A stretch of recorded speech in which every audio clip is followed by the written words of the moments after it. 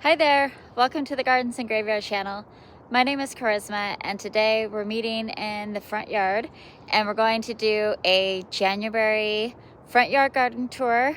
I'm out here kind of walking in the rain a little bit because today has been really beautiful. We've been outside off and on all day and then it just started to start raining when I decided to start filming, and it's been kind of a hail and then gentle rain, hail and then gentle rain, so we'll see how far we get.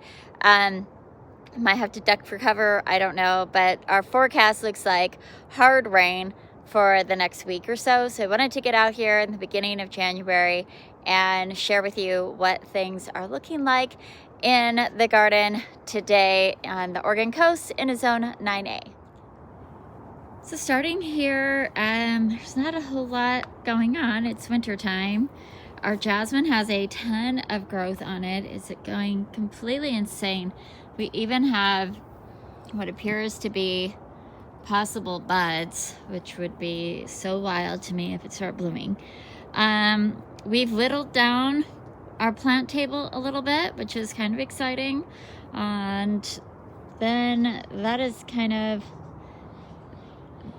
the big change. I brought out several of our containers filled with daffodils. They have started to push new growth, and I planted these in the garage. As soon as they showed new growth, I brought them out here earlier today, actually. All of our candy tuft or iberis has a lot of blooms on them, really fun. Even this one that we transplanted is blooming like crazy, which is, you know, positive. Okay, so then, and our hydrangea is losing all of its leaves finally. It took it a few storms to decide to defoliate. Edgeworthia has dropped all of her leaves and now is just this beautiful winter interest shrub. She absolutely shines this time of year. I am so glad I have her in the garden.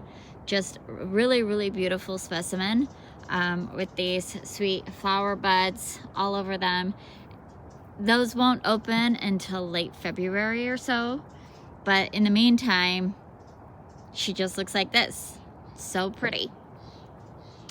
And moving forward, I should maybe mention that our rhododendron back there, this is a deciduous rhododendron, and oh my gosh, it has just so many buds, and all of these will be flowers. These are leaf buds, and these are flower buds.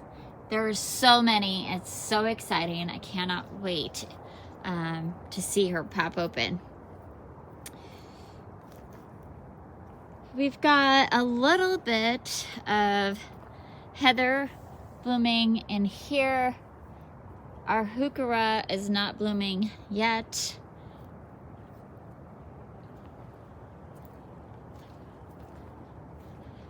We do have, again, I brought these two pots out that had shown growth of daffodils. This one only has a couple of little growth points, but this one has a whole bunch, which is exciting. And then our tulip bulb beds have growth points all over. We've never grown anything except for tulips in these beds. So minus the 6 hyacinths. We've got 1, 2, 3 in the front of that bed, and same with that one over there. So that's exciting. And then right behind these beds that we just planted recently, we planted a peony, and she has new growth all over her as well. So that is awesome. Everything else is just kind of hanging out. All the shrubs don't have any flowers on them. It's gonna look and see if this rhodie is looking like anything. Just lots of beautiful buds.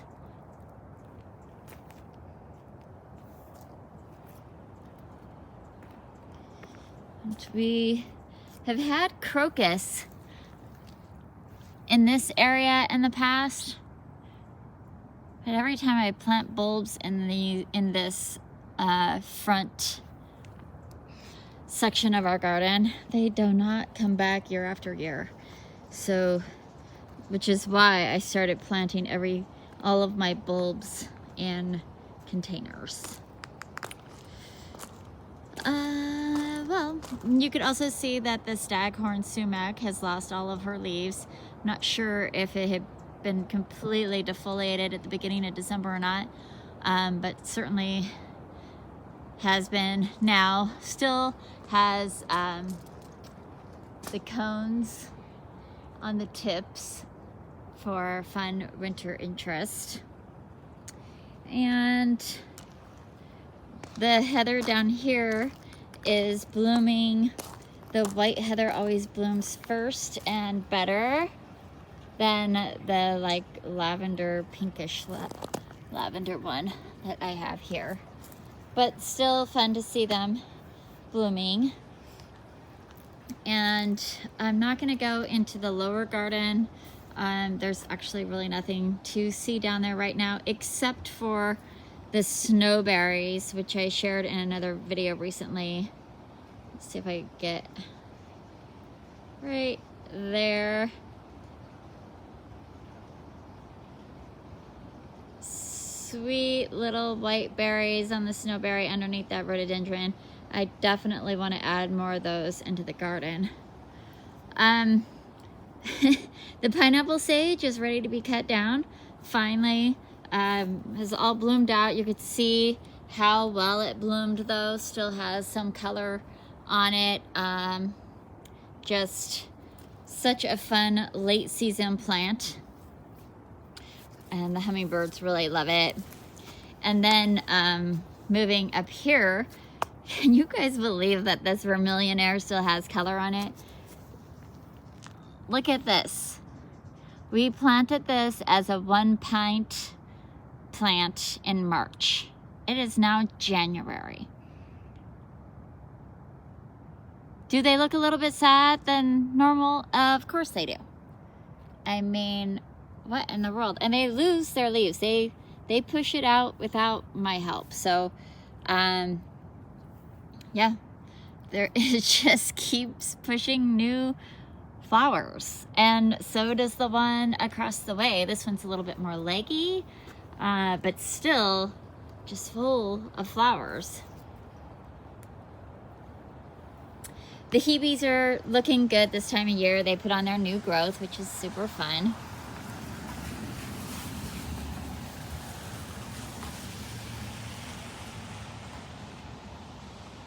And yeah, they always look so much more fresh this time of year, I think.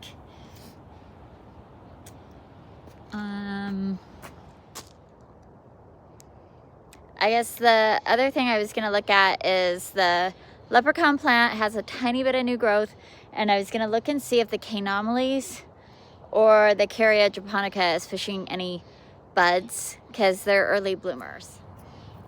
So this is the leprechaun shrub, and it is my absolute favorite because the new growth is this bright chartreuse green, and the old growth is this deep, dark purple foliage. So there's just a couple of new pieces coming up right now. But when it fleshes out, I'll definitely share it with you. But isn't that super cool?